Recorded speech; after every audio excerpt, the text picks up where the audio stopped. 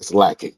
You know what I'm Yeah. saying? It's not what it used to be and have that same camaraderie that it used to be. Can you talk about the early days of you being in Ring of Honor?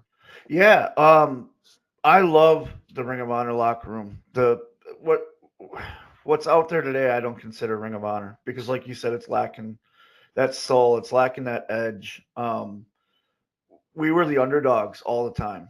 You know, you always heard people refer to ECW as the little engine that could. You know, that's kind of like what it was in Ring of Honor.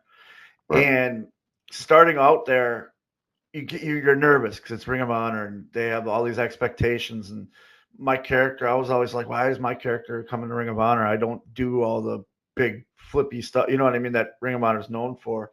Right. And I learned really quickly it wasn't that. They wanted your character to be out there. They wanted you to do moves, but they wanted your character. They wanted you to tell a story. And I realized when I got in there was no politics. There's no backstabbing.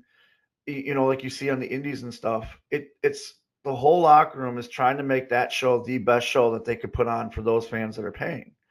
And I learned that real quickly. Mhm. And as we grew as a company, we got tighter as a locker room because we had a lot of doubters, you know, and we just kept growing.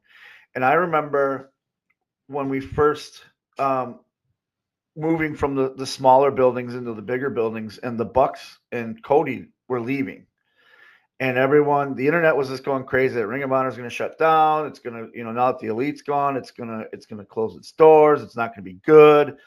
You know, we heard all that, and I remember the show after they all left. We had a locker room meeting, and Taven stood up, the Briscoe brothers stood up, Jay Lethal stood up, Angelina Love stood up, and they said, you know, we have the opportunity right now to prove we have two options. We can lay down and die, or we can prove everybody wrong. And we can go out there and we can show them why we're Ring of Honor. And as a locker room, that we all took that as like a big, it wasn't like a hurrah speech, you know what I mean? It was kind of like a challenge, like the gauntlet's laid down, let's go.